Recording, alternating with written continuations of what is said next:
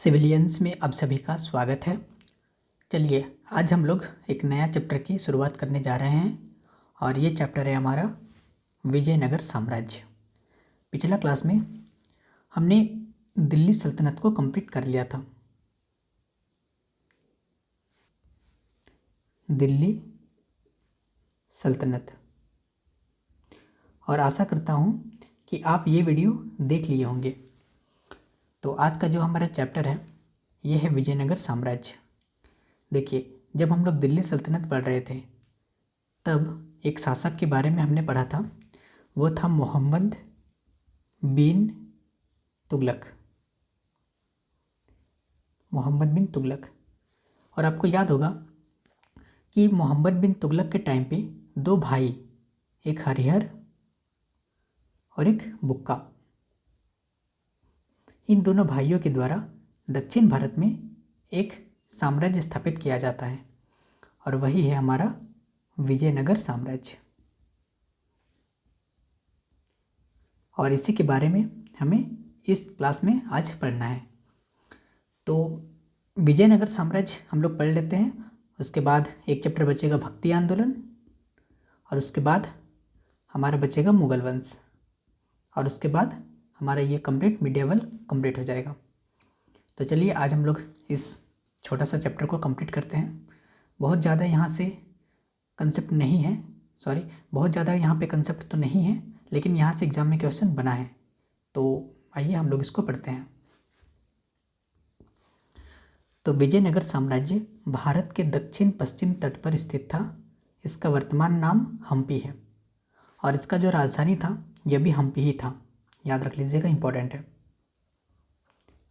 विजयनगर साम्राज्य का राजधानी हम्पी, दक्षिण पश्चिम तट पर यह स्थित है। चलिए इसको मैप में देखते हैं हम लोग। ये देख पा रहे होंगे मैप। तो ये जो है हमारा विजयनगर साम्राज्य, ये जो ऑरेंज कलर का दिख रहा है ये है हमारा विजयनगर साम्राज्य।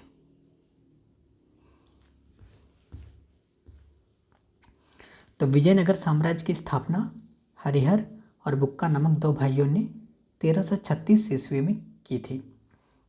ये पिछला जेपीएससी में यानी कि 7th जेपीएससी में आपका यहाँ से क्वेश्चन बना है, सीधा क्वेश्चन बना था कि हरिहर और बुक्का नामक दो भाइयों के द्वारा कौन सा साम्राज्य की स्थापना किया गया था।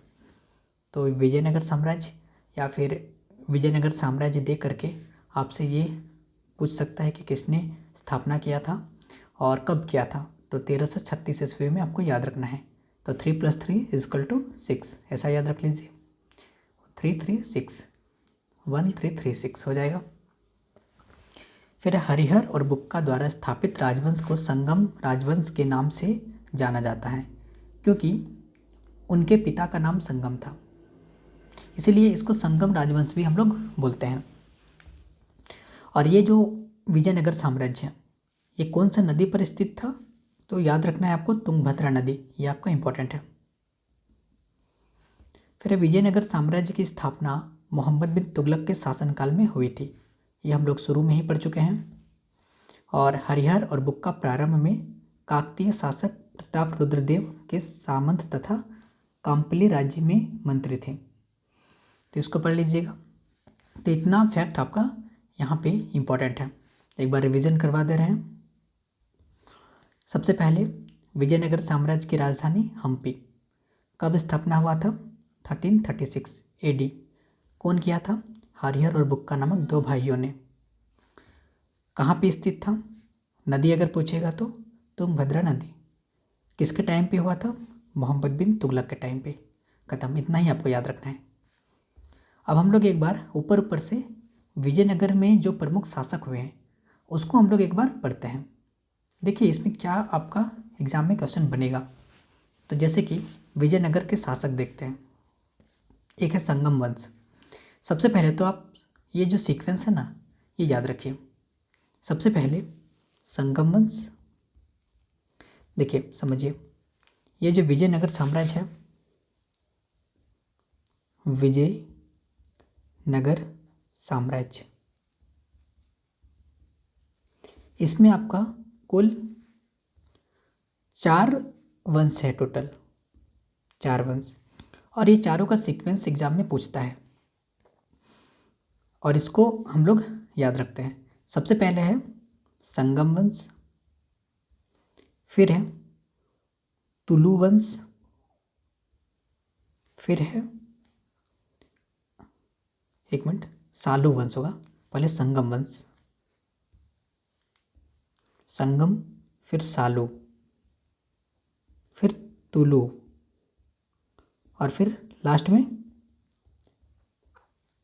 अरबिडू।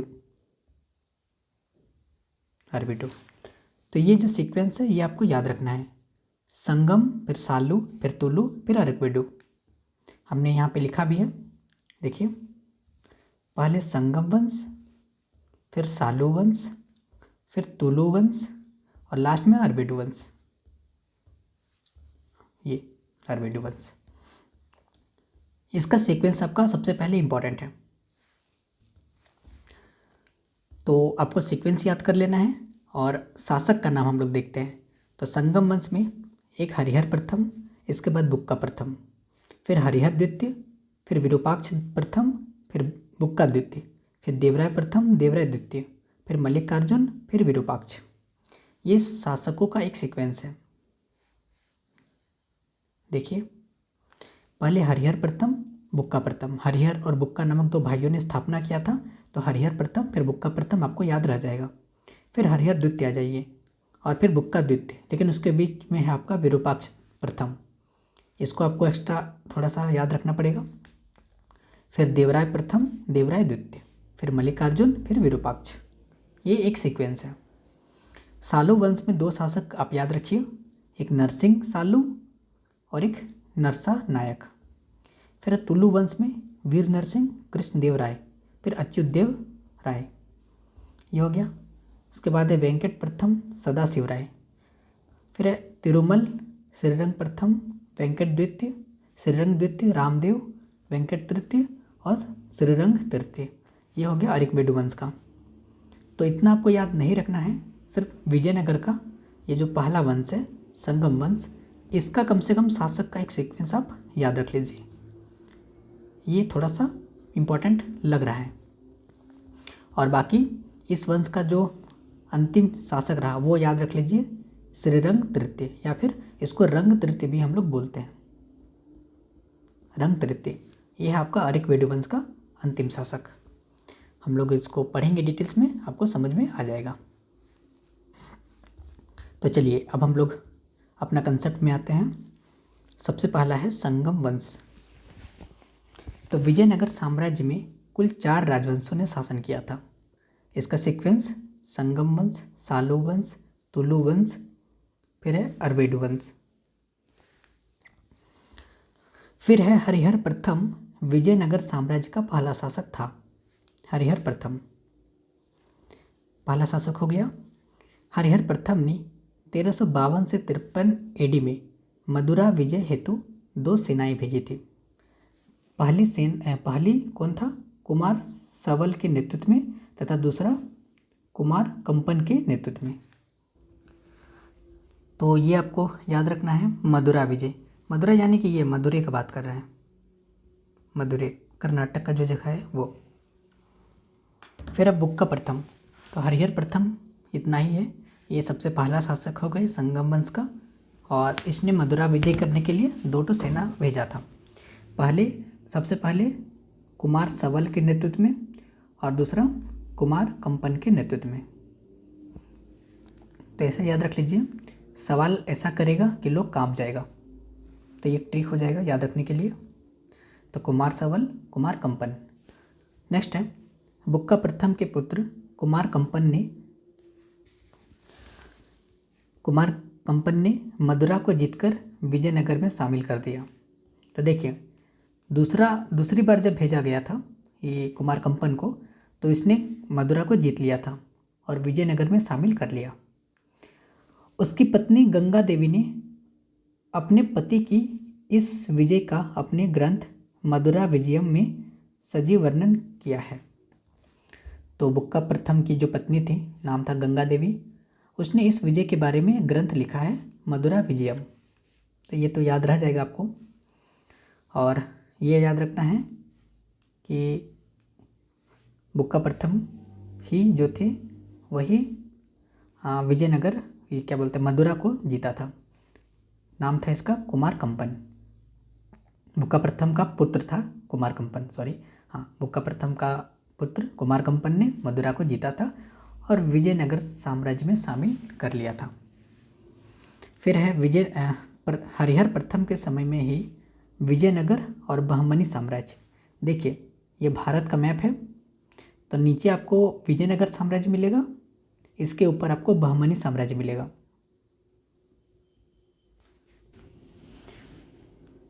और इसी के बीच में, सॉरी, इन दो राज्यों के बीच में, यानी कि एक है विजयनगर, एक बहमनी, ये दोनों साम्राज्य के बीच में काफ़ी लॉन्ग टाइम तक एक विवाद भी चला था, एक संघर्ष चला था।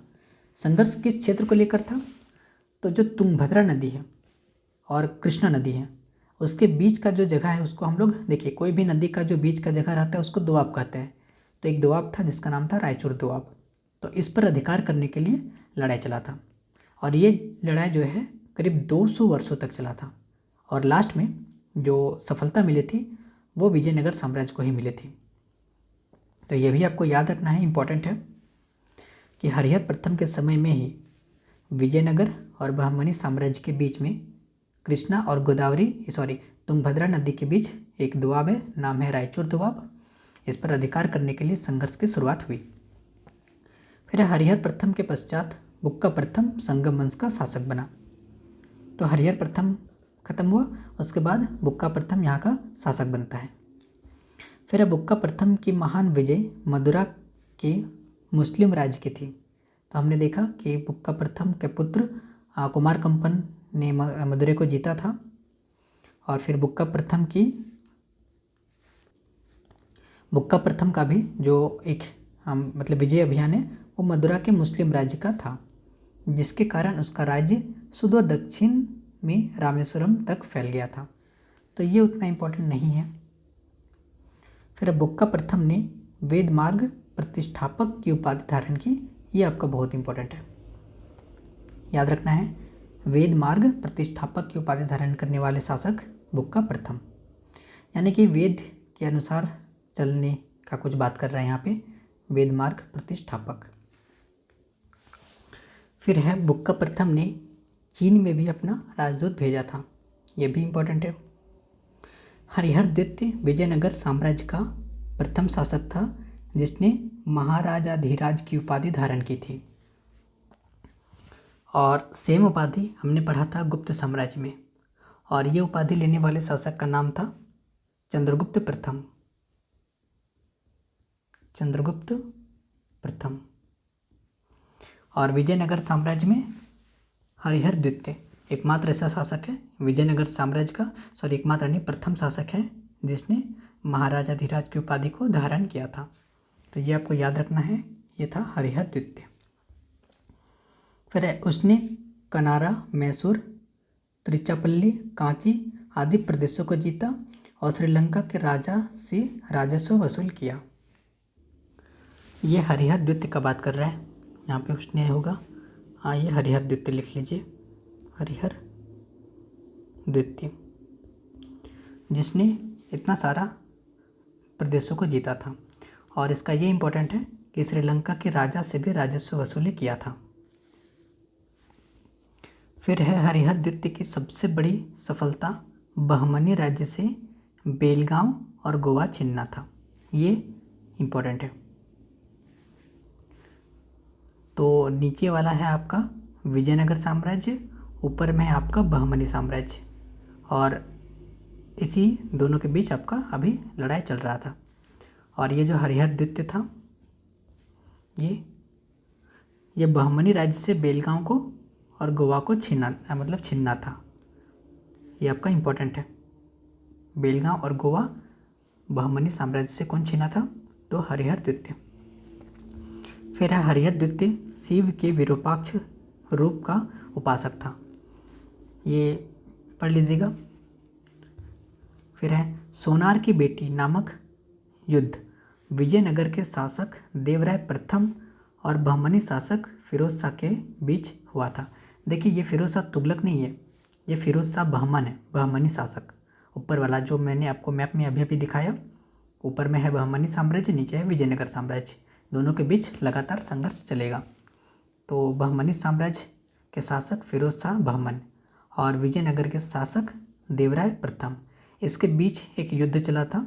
इस युद्ध का नाम ही है सोनार की बेटी।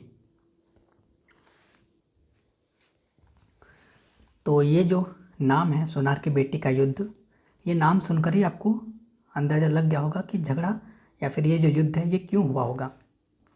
तो ये जो शासक है देवराय प्रथम, इसको एक सोनार की बेटी से, मतलब सोनार की बेटी के साथ कुछ प्रेम संबंध था, प्रेम संबंध, उसी को लेकर एक युद्ध हुआ था और वही है सोनार की बेटी का, मतलब सोनार की बेटी नामक युद्ध। यह हुआ है आपका बहमनी शासक फिरोज शाह के बीच में। तो इसमें ज़्यादा स्टोरी जानने की आपकी आवश्यकता नहीं है, सीधा सीधा याद रख लीजिए सोनार की बेटी का, मतलब सोनार की बेटी नामक युद्ध हुआ था विजयनगर शासक देवराय प्रथम और फिरोज शाह बहमन के बीच में। फिर देवराय प्रथम ने तुंगभद्रा नदी पर बांध बनवाकर अनेक नहरों का निर्माण करवाया था। फिर देवराय प्रथम ने अपनी घुड़सवार सेना को शक्तिशाली बनाया और तुर्की धनुर्धरों को अपनी सेना में भर्ती किया। देखिए यहाँ पे एग्जाम में किस प्रकार से क्वेश्चन आउट हो सकता है। तो ये जो लाइन है, देवराय प्रथम ने अपनी घुड़सवारी सेना को शक्तिशाली बनाया, ठीक है, और तुर्की धनुर्धरों को भी अपनी सेना में भर्ती किया। तो इसका मतलब ये है ना कि ये मुसलमानों को भी अपने साम्राज्य में जगह दिया था। मुसलमान, क्योंकि तुर्की में तो मुसलमान ही है, तो मुस्लिमों को भी रखना प्रारंभ किया था। ये आपको याद रख लेना है, इनडायरेक्ट तरीके से पूछा जा सकता है। और मुसलमानों में भी कौन सा कैटेगरी, तो तुर्की, याद रख लीजिएगा। देखिए कैटेगरी हम आपको समझाने के लिए बोल रहे हैं सिंपल वे में, कि तुर्की धनुर्धरों यानी कि तुर्की मुसलमानों को भी अपनी सेना में जगह दिया था ये। फिर विजयनगर के शासक देवराय द्वितीय को उसके अभिलेखों में गजबेटकर यानी कि हाथियों का शिकारी की पदवी दी गई है। तो देखिए ये क्वेश्चन आपका इंपॉर्टेंट है, क्वेश्चन बनेगा यहाँ से कि गजबेटकर की उपाधि किसने धारण की थी, तो देवराय द्वितीय। इसको हाथी मारने का पूरा शौक था, हाथी को मारने का, इसीलिए इसको हाथी का शिकारी कहा जाता है और इसीलिए इसका जो उपाधि है वो है गजबेटकर, याद रख लेना है सीधा सीधी। फिर है देवराय द्वितीय को इम्बाडी देवराय भी कहा जाता है, ये इसका नाम है।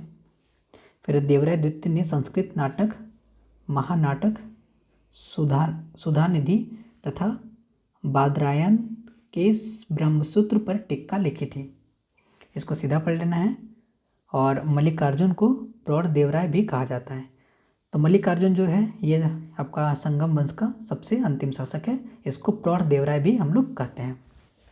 तो ये है हमारा विजयनगर साम्राज्य का सबसे पहला टॉपिक, संगम वंश।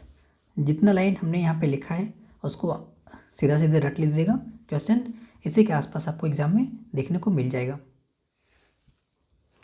इसमें हमने काफ़ी PYQ यानी जो क्वेश्चन आ चुका है वो भी हमने ऐड किया है और जो थोड़ा बहुत कंसेप्चुअल चीज़ है उसको भी ऐड किया है। तो एक बार शॉर्ट समरी करते हैं संगम वंश को। सबसे पहले विजयनगर साम्राज्य का चार राजवंश सबको एक सीक्वेंस में याद रखना है, संगम वंश, सालू वंश, तुलु वंश और वेडु वंश। उसके बाद संगम वंश में सबसे पहला शासक का नाम है हरिहर प्रथम। हरिहर प्रथम के बारे में आपको याद रखना है कि इसने मदुरा को जीतने के लिए 2 सेनाएं भेजी थी। सबसे पहला कुमार सव्वल के नेतृत्व में, दूसरा कुमार कंपन के नेतृत्व में। और बुक्का प्रथम का जो बेटा था वही था कुमार कंपन, और इसने मदुरा को जीत लिया था। और इसके ऊपर एक ग्रंथ लिखा गया था मदुरा विजयम, ये आपका एग्जाम में पूछा गया क्वेश्चन है।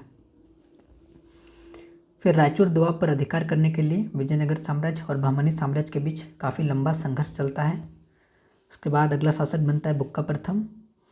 बुक्का प्रथम का सबसे इम्पोर्टेंट टॉपिक ये है वेद मार्ग प्रतिष्ठापक की इसने उपाधि धारण किया, अपना दूत चीन में भी भेजा। और हरिहर द्वितीय उसके बाद अगला शासक बना और इसके बारे में यही इम्पोर्टेंट है कि इसने महाराजाधिराज की उपाधि धारण किया था। उसके बाद ये इम्पोर्टेंट है, कनारा, मैसूर, त्रिचापल्ली, कांची सब दक्षिण भारत का ही जगह है। विजयनगर साम्राज्य उस साइड है। ये सब मतलब प्रदेशों को जीता था और श्रीलंका के राजा से राजस्व वसूल किया था। उसके बाद हरिहर द्वितीय का सबसे इम्पोर्टेंट कि बहमनी राज्य से बेलगांव को और गोवा को छीन लिया था। फिर हरिहर द्वितीय शिव के विरूपाक्ष रूप का उपासक था। फिर सोनार के बेटी नामक एक युद्ध है जो विजयनगर शासक देवराय प्रथम और बहमनी शासक फिरोज शाह के बीच में होता है। उसके बाद अगला शासक का नाम है आपका देवराय द्वितीय। देवराय प्रथम है, तो देवराय प्रथम ने तुंगभद्रा नदी पर बांध का निर्माण किया था। फिर इसने अपनी सेना में मुस्लिमों को भी जगह दिया था। फिर अगला शासक बना देवराय द्वितीय।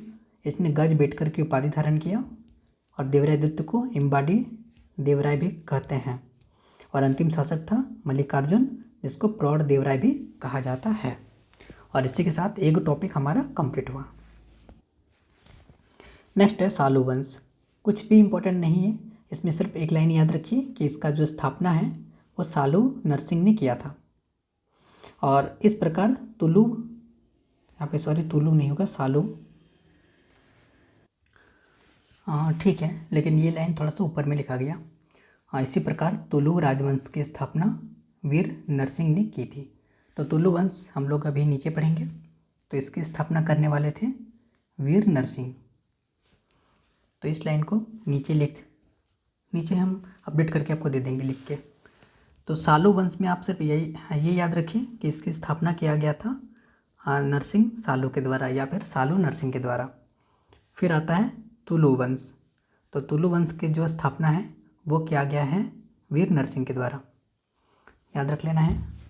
फिर तुलु वंशी शासक कृष्णदेवराय विजयनगर साम्राज्य का सबसे महान शासक था। कृष्णदेवराय बहुत ही इंपॉर्टेंट शासक है और बहुत ही प्रतापी शासक है। देखिए, मुगल साम्राज्य के संस्थापक जिसका नाम है बाबर, सीधा सीधे बाबर याद रखिए। तो बाबर जो है जब आया था भारत आक्रमण करने, उसने तो अपने साम्राज्य यहाँ पे स्थापित कर लेता है, लेकिन वो दक्षिण भारत में एक नाम है, ये नाम जो अभी हमने पढ़ा कृष्णदेवराय, इससे ये डरता था बाबर। इसने खुद अपनी आत्मकथा का इसकी जो पुस्तक है बाबर की आत्मकथा जिसका नाम है बाबरनामा, उसमें ये खुद लिखा है, खुद मेंशन किया है कि कृष्णदेवराय भारत का उस टाइम सबसे शक्तिशाली शासक था। तो समझ सकते हैं कि कृष्णदेवराय कितना योग्य और प्रतापी शासक है। तो तुलु वंश का सबसे इम्पोर्टेंट शासक कृष्णदेवराय है। कृष्णदेवराय ने आंध्रभोज और यवनराज स्थापनाचार्य की उपाधि धारण की थी। बहुत ही इंपॉर्टेंट क्वेश्चन है ये। फिर बाबर ने अपनी आत्मकथा जिसका नाम है बाबरनामा में कृष्णदेवराय को भारत का सबसे शक्तिशाली शासक बताया है। इम्पोर्टेंट है। कृष्णदेवराय का शासनकाल तेलुगु साहित्य का स्वर्ण युग माना जाता है। क्यों माना जाता है? क्योंकि इसके दरबार में 8 कवियों का एक सम्मेलन था। सम्मेलन नहीं, मतलब एक ग्रुप था 8 कवियों का, और उसको सामूहिक रूप से क्या कहा गया? अष्टदिग्गज कहा गया। तो वही हमने लिखा है कि उसके दरबार में तेलुगु साहित्य के 8 सर्वश्रेष्ठ कवि अष्टदिग्गज रहते थे। अब ये सबका नाम हमने इस टेबल में मेंशन कर दिया है, हालांकि इसको रटने की आवश्यकता नहीं है। और इसमें सबसे इम्पोर्टेंट है 2 जन का नाम आप याद रखिए, एक तेनाली राम कृष्ण और एक अलसी पेडन्ना, ये अलासनी पेडन ये। तो अलासनी पेडन कृष्णदेवराय के राजकवि थे, ये इंपॉर्टेंट है, राजकवि थे। फिर है अमुक्त माल्यद, फिर है जामवती कल्याणम और उषा परिणम, फिर है मदालसा चरित, कृष्णदेवराय की रचनाएं हैं। ये सारा इंपॉर्टेंट है, इसको इम्पोर्टेंट टिक कर लीजिए। नाम थोड़ा सा उटपटांग है, थोड़ा सा मेहनत करना पड़ेगा। एक है अमुक्त माल्यद, फिर है जामवती कल्याणम और उषा परिणम, फिर है मदालसा चरित, ये कृष्णदेवराय की रचनाएं हैं। फिर है हजारा रामास्वामी मंदिर, हजारा रामास्वामी मंदिर व विट्ठल स्वामी मंदिर, इसका जो निर्माण है ये कृष्णदेवराय के द्वारा करवाया गया है। सीधा एग्जाम में क्वेश्चन बना है यहाँ से। फिर विट्ठल स्वामी मंदिर हम्पी में स्थित है, कर्नाटक हम्पी। इस मंदिर में स्थित 56 तक्षित स्तंभ संगीत में स्वर्ण निकलते हैं। इतना पढ़ने ये रटने की जरूरत नहीं है, सब ये याद रख लीजिएगा कि विट्ठल स्वामी मंदिर आपका हम्पी कर्नाटक में स्थित है। फिर नागलापुर या फिर नागलपुर नामक नगर कृष्णदेवराय ने बसाया था। फिर है कृष्णदेवराय के पश्चात अच्युतदेवराय विजयनगर साम्राज्य का शासक बना। तो कृष्णदेवराय के संबंधित जो भी इम्पोर्टेंट फैक्ट्स हैं वो हमने यहाँ पे लिख दिया है। फिर अगला शासक कब बनता है कृष्णदेवराय, ये सॉरी अच्युतदेवराय। अच्युतदेवराय के बारे में सदाशिव राय विजयनगर साम्राज्य का शासक बना। सॉरी अच्युतदेवराय के बाद सदाशिव राय विजयनगर साम्राज्य का शासक बना और इसके समय में शासन सत्ता का वास्तविक प्रयोग इसका मंत्री रामराय करता था। यहाँ पे देखिए सबसे पहले कृष्णदेवराय के बारे में हमने पढ़ा। कृष्णदेवराय के बारे में इम्पोर्टेंट विट्ठल स्वामी मंदिर हम्पी में स्थित है। नागलपुर मंदिर, ये नागलपुर नामक शहर कृष्णदेवराय ने बसाया था। कृष्णदेवराय के बाद बना अच्युतदेवराय, इसके बारे में कुछ भी इम्पोर्टेंट नहीं है। फिर है सदाशिव राय।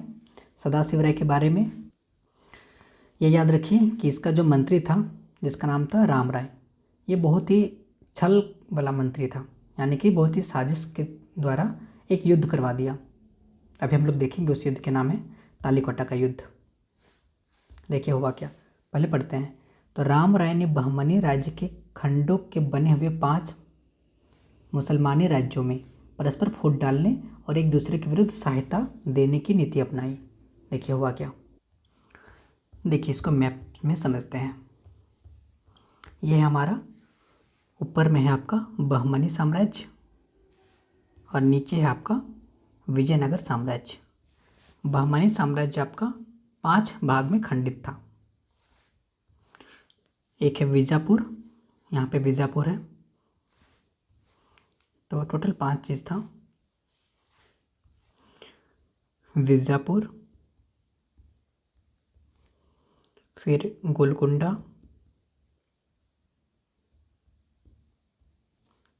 फिर वरार, फिर बीदर और अहमदनगर। इतना सारा राज्य आपको याद रखना है, विजापुर, गोलकुंडा, वरार, बीदर, अहमदनगर। और ये है नीचे हमारा विजयनगर। यहाँ का जो शासक था उसका नाम था राम राय। किसका सेनापति था ये? शिव भगवान का, आई मीन सदाशिव राय। शिव है ना, शिव, और यहाँ पे राम, ऐसा याद रख सकते हैं। तो सदाशिव राय, राय नहीं राव। तो हुआ क्या, ये जो था राम राय, ये बहमनी साम्राज्य का जो 5 राज्य था इसके खिलाफ, मतलब यहाँ पे जाके ये फूट डालने का काम किया।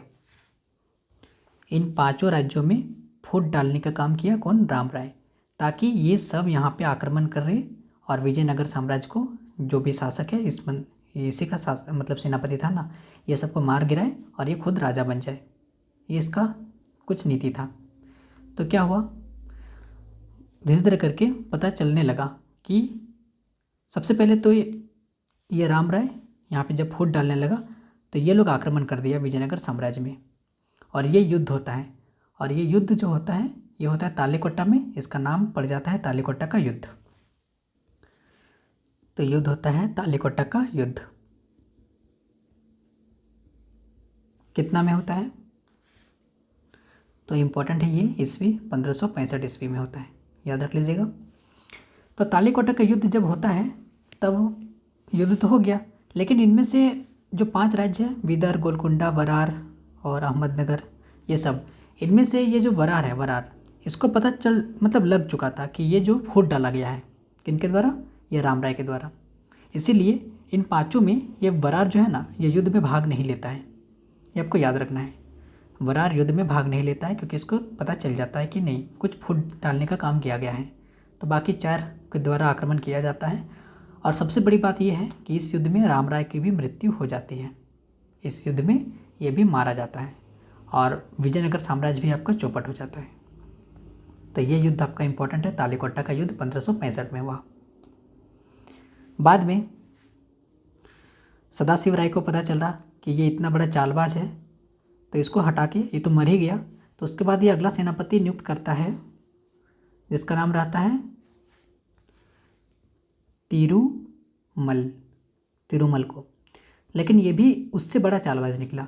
ये तो फुट नहीं डाला, ये सीधे इसको मार ही दिया सदाशिव राय को, और अपना नया वंश स्थापित किया जिसका नाम है आरवेडु वंश। तो ये है यहाँ पे छोटा सा एक स्टोरी। बहुत ज़्यादा डिटेल्स में हमने नहीं बताया, ऊपर ऊपर से बता दिया जितना आपका एग्जाम के लिए इंपॉर्टेंट था। यहाँ पे राम राय फूट डालने का काम किया, जिस कारण से तालीकोटा का युद्ध हुआ 1565 ईस्वी में। सीधा याद रख लेना है।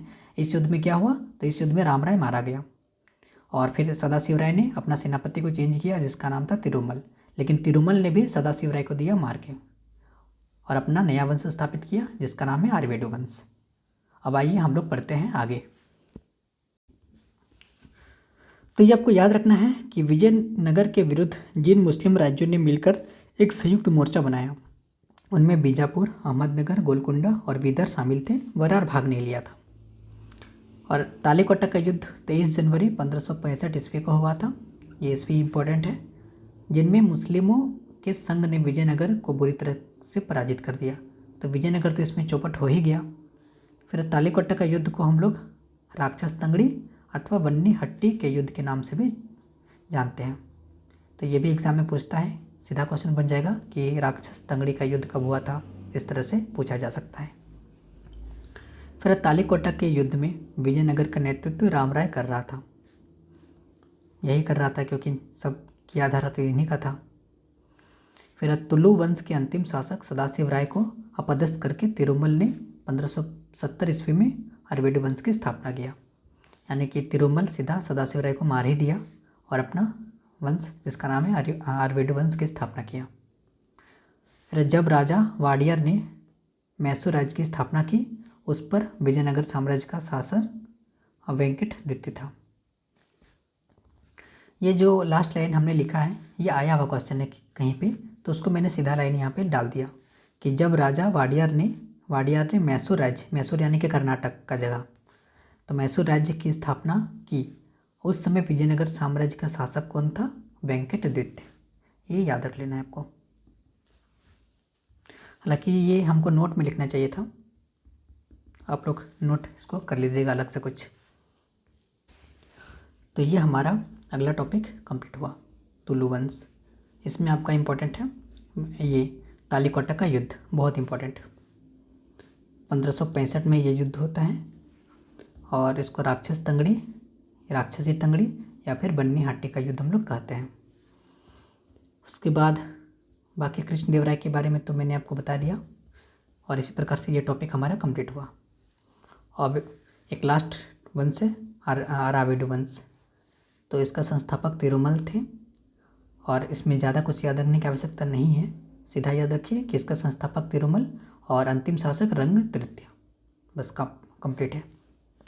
बाद में रंग तृतीय को पराजित करके शिवाजी महाराज ने उसके क्षेत्र को मराठा साम्राज्य में मिला लिया। अब देखिए होता क्या है, हालांकि ये चीज़ हम लोग मराठा साम्राज्य में अच्छी प्रकार से पढ़ेंगे। मराठा साम्राज्य मॉडर्न हिस्ट्री घुस जाता है, अभी नहीं। मराठा साम्राज्य के बाद से जो पोर्शन स्टार्ट होता है उसको मॉडर्न हिस्ट्री के अंतर्गत हम लोग पढ़ते हैं। तो मराठा साम्राज्य जो थे, छत्रपति शिवाजी महाराज, उसने कंप्लीट वंश को, विजयनगर साम्राज्य को अपने साम्राज्य में मिला लिया था। लास्ट में मराठा आया शिवाजी और इसको अपने साम्राज्य में मिला लिया था। अभी फ़िलहाल आप इतना ही पढ़ के इसको रख लीजिए। रंगातीर्थ को पराजित किया शिवाजी ने और इस क्षेत्र को, इसका जो कंप्लीट राज्य था उसको मराठा में मिला लेता है। तो आरवेडु वंश भी हमारा कंप्लीट होता है। इसमें जितना इंपॉर्टेंट चीज़ था वो हमने लिखा, कुछ प्रीवियस ईयर्स क्वेश्चन भी हमने यहाँ पे डाल दिया और इस प्रकार से विजयनगर साम्राज्य का हमारा टॉपिक कंप्लीट हुआ। अब ये जो अन्य महत्वपूर्ण तथ्य हैं, ये सारा आया हुआ क्वेश्चन है जो हमने यहाँ पे वन लाइनर का फॉर्मेट में डाल दिया। इसको आप पढ़ के याद रख लीजिएगा। सबसे पहला कि विजयनगर साम्राज्य में राजा को राय कहा जाता था,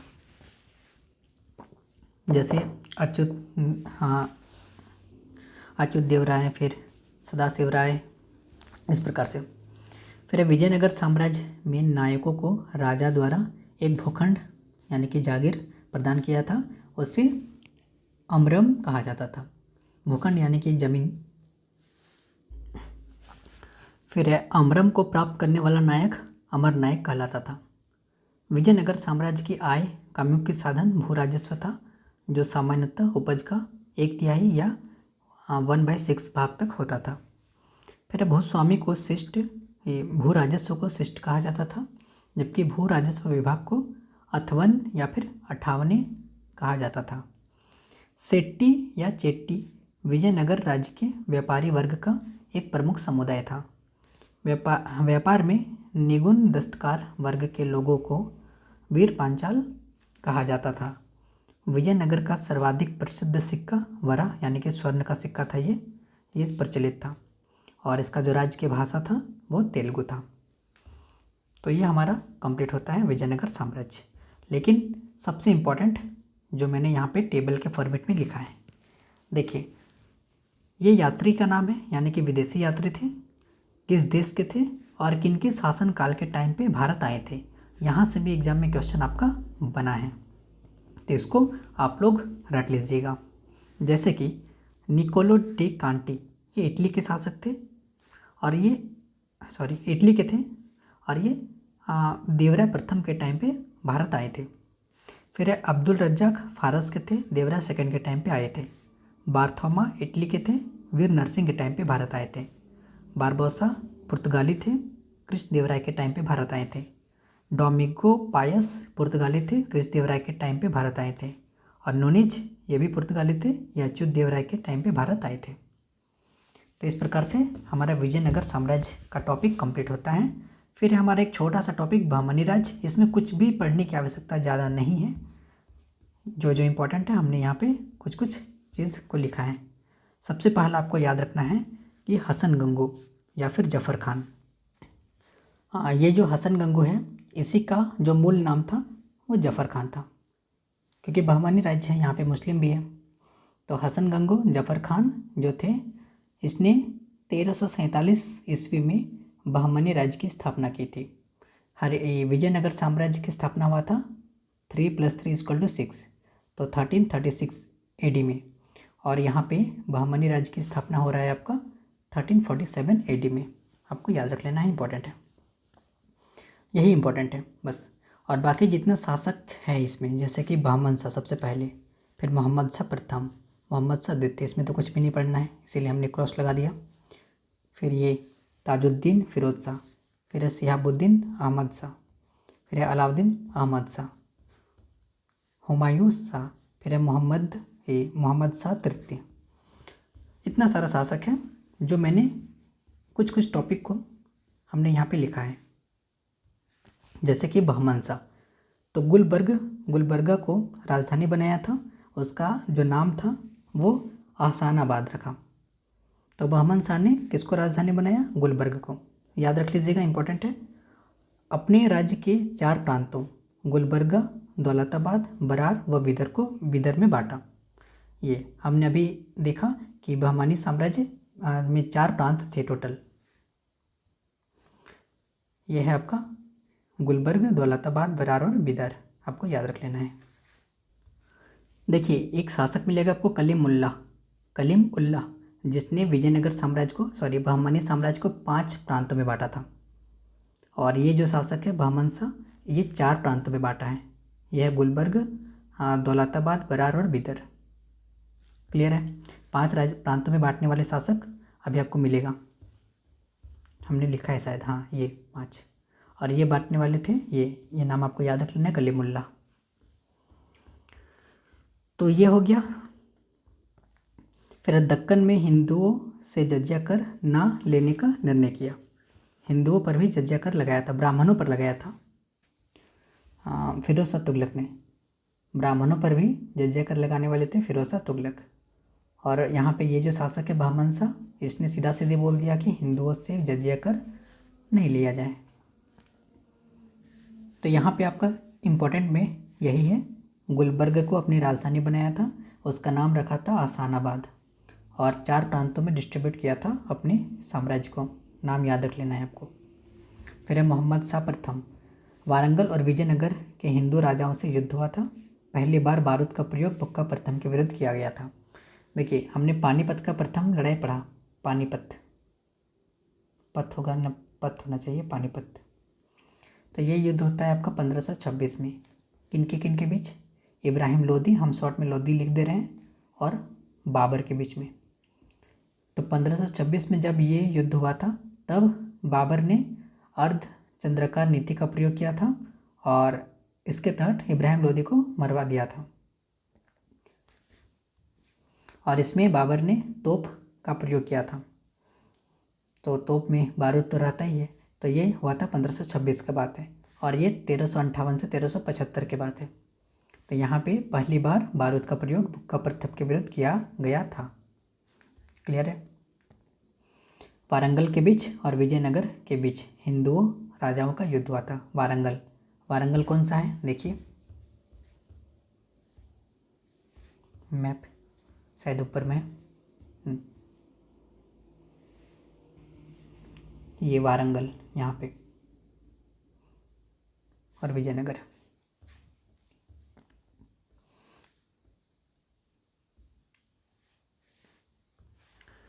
फिर है मोहम्मद शाह द्वितीय। ये सीक्वेंस याद रख लीजिएगा शासकों का, इसमें आपको कुछ भी पढ़ने की आवश्यकता नहीं है। फिर है ताजुद्दीन फिरोज शाह। तो ताजुद्दीन फिरोज शाह, इसमें आपको ये 3 पॉइंट पढ़ लीजिए। भीमा नदी के तट पर फिरोजाबाद नगर की स्थापना की। दौलताबाद में एक वेधशाला का निर्माण करवाया। वेधशाला, देखिए वेधशाला का मतलब, वेधशाला नहीं, ये वेधशाला है। इसका मतलब होता है कि कोई खगोल से संबंधित कुछ, हाँ वही खगोल संबंधित किसी चीज़ का अध्ययन किया जाता है, जैसे कि मौसम वगैरह हो गया, मौसम संबंधी कुछ जानकारी,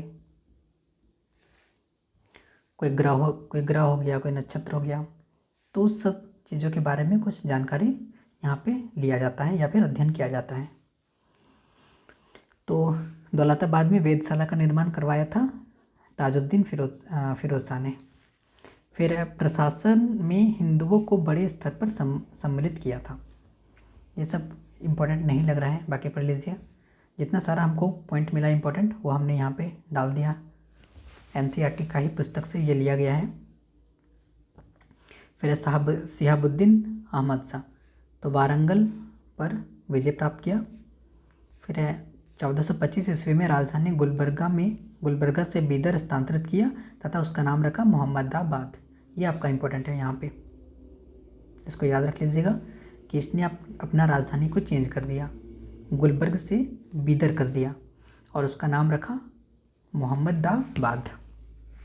फिर न्याय व धर्मनिष्ठा के लिए प्रसिद्ध थे। इसे अहमद शाह वली या संत अहमद भी कहा जाता है। इसके समय में भारतीय मुसलमान अमीरों और विदेशी मुसलमान अमीरों में झगड़े प्रारंभ हुए। ये सब एक बार पढ़ के आप सीधा सीधे छोड़ दीजिएगा, सब समझ के रख लीजिए। फिर अलाउद्दीन अहमद शाह, इसमें भी कुछ इम्पोर्टेंट नहीं है। 3 पॉइंट मिला हमको। कोंकण के हिंदू राज्य को जीता था, खान देश के आक्रमण को विफल किया था, और महमूद गवा को राज्य की सेवा में लिया था। फिर हुमायूं शाह में कि निष्ठुर होने के कारण इसे जालिम की उपाधि दी गई थी। फिर आलसीपन के कारण इसे दक्षिण का नीरो कहा जाता है, और एक प्रशासनिक परिषद की स्थापना किया था। और ये है मोहम्मद शाह तृतीय। ये अंतिम शासक नहीं है, अंतिम शासक आपका ये है कमीलुल्लाह बहमानी। सर कलीमुल्लाह बोल दीजिए, बाकी तो बहमानी साम्राज्य है ही, तो बहमानी बोलने की आवश्यकता नहीं है। तो महमूद गांव को प्रधानमंत्री या फिर वजीर नियुक्त किया था, और ख्वाजा जहां की उपाधि प्रदान की थी। रूसी यात्री निकिटिन ने बहमनी राज्य की यात्रा की थी। रूस का यात्री था निकितिन। इसके शासनकाल में ही महमूद गावा को मृत्युदंड दिया गया। फिर महमूद गावा ने केंद्रीय सरकार को शक्तिशाली बनाया और प्रांतों की संख्या 4 से 8 कर दी। उसने बीदर में एक विद्यालय की स्थापना की तथा रोजत उन इंसा तथा दीवान ए असर नामक 2 ग्रंथों की रचना की। फिर एक कमीलुल्लाह बहमनी वंश का अंतिम शासक था। इसकी मृत्यु के पश्चात बहमनी राज्य 5 स्वतंत्र राज्यों में बट गया। यानी कि कमीलुल्लाह के टाइम पे बहमनी साम्राज्य 5 राज्यों में बट गया। तो ओवरऑल आपको 8 का 8 नहीं याद रखना है, जो कि महमूद गावा के टाइम पे था। प्रांतों की संख्या 8 कर दी गई थी, कोई इंपॉर्टेंट नहीं है, सीधा सीधी 5 राज्य था, इसको आप याद रख लीजिएगा। जैसे बीजापुर, अहमदनगर, बरार, गोलकुंडा, बीदर, सब बहमन साम्राज्य का ही एक राज्य है। और इसके संस्थापक याद रख लीजिएगा, यूसुफ आदिल शाह बीजापुर के संस्थापक, अहमदनगर का मलिक अहमद, बरार का हो जाएगा इमादत शाह उल्लाह, गोलकुंडा का हो जाएगा कुतुब शाह और बीदर का हो जाएगा अमीर अली बरीद। बस इसका वंश अगर हम लोग देखेंगे तो बीजापुर आदिल शाही वंश के थे और अहमदनगर निजाम शाही और फिर ये इमाद शाही, फिर कुतुब शाही, फिर बरीद शाही। ये सब उतना इम्पोर्टेंट नहीं है, सिर्फ संस्थापक याद रख लीजिएगा। फिर बीजापुर का शासक इब्राहिम आदिल शाह द्वितीय विद्या प्रेमी एवं विद्या का संरक्षक था। बीजापुर के शासक जिनका नाम था इब्राहिम आदिल शाह द्वितीय।